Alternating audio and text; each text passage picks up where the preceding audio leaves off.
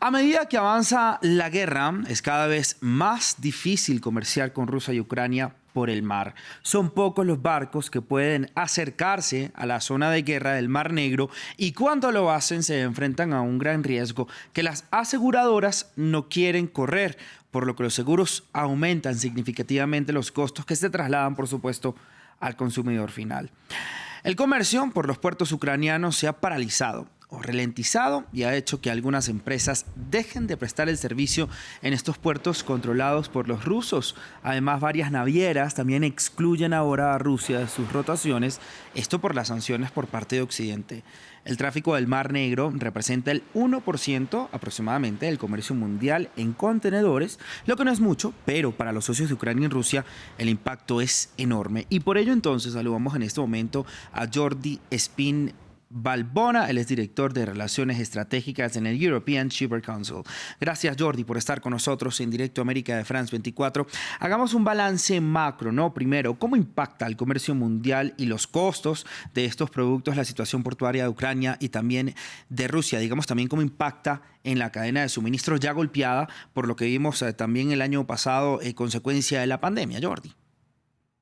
Buenos días, gracias por invitarme. Bueno, lo importante aquí está en que, aunque lo que ustedes comentaban hace un momento, que la implicación en el comercio internacional del tráfico con Rusia y con Ucrania tiene el impacto que tiene, esto es en cuanto a datos económicos, pero en cuanto a datos operacionales de volumen, puede llegar al 3-4%, que tampoco es mucho, pero sí que tiene impactos diferentes en cuanto a las operaciones que afectan a los barcos que circulan. Es decir, el Mar Negro está cerrado y por lo tanto puede aislarse, pero lo que sí que es importante tener en cuenta no es tanto el aislamiento que puede sufrir Rusia en cuanto al comercio internacional, y hablamos solamente del comercio internacional, sino del efecto que genera en otros puntos del transporte internacional, como por ejemplo que los barcos que sean de bandera rusa, de nacionalidad rusa, no pueden atracar en ningún puerto occidental.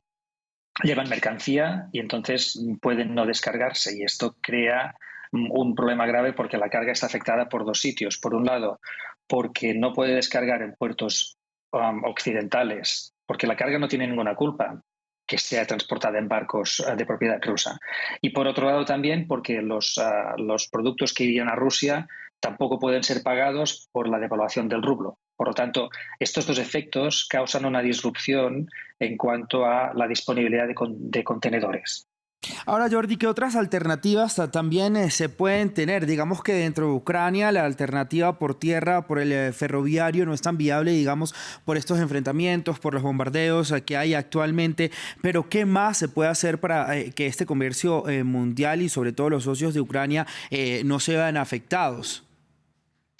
Bueno, realmente poco se puede hacer. Incluso los tráficos que estaban saliendo debido a la congestión portuaria, congestión marítima en los tráficos internacionales entre Europa y Asia, que había un tren que en 2021 la línea ferroviaria llegó a transportar alrededor de un millón y medio de contenedores. Evidentemente esto se ha interrumpido.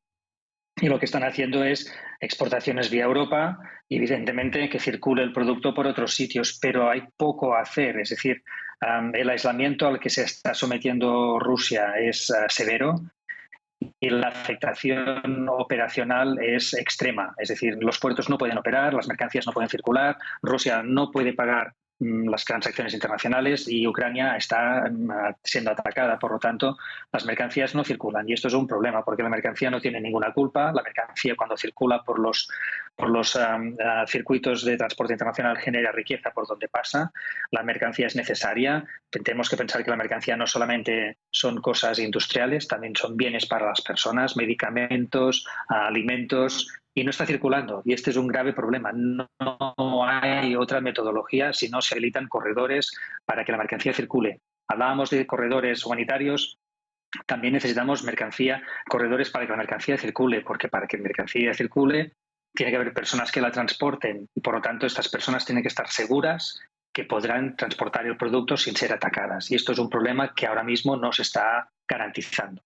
Claro. Ahora, Jordi, ¿qué se espera a mediano plazo? Digamos que si se puede seguir así por más tiempo sin que se genere un colapso económico en materia también del comercio marítimo del que estamos hablando. Bueno, el comercio marítimo no va a colapsar porque siempre encuentra soluciones.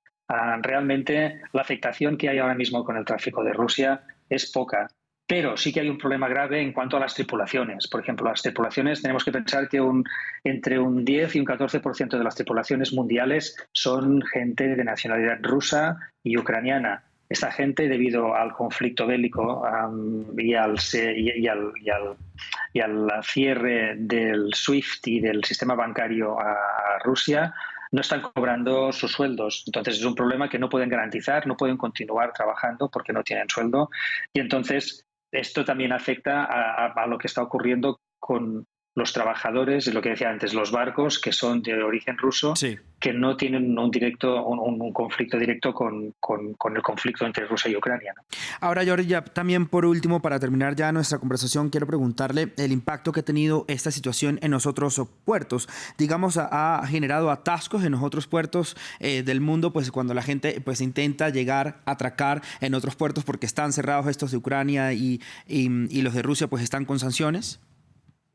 Sí, realmente esto ha causado, hemos detectado desde que ha aumentado, desde que empezó el conflicto bélico en Rusia y Ucrania, ha habido un aumento de la congestión en los puertos europeos de alrededor de un 36% o un 40% de espera, más elevado del que había anteriormente. ¿Por qué?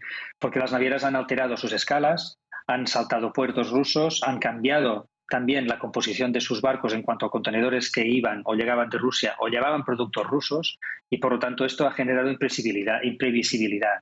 Y la tensión y la imprevisión en logística y en transporte son terribles porque entonces generan esperas y por lo tanto más retrasos y por lo tanto más costes, porque esto al final se traduce en más costes, porque aunque las compañías de seguros continúen cubriendo todo esto, pero generan esto a unas primas más elevadas.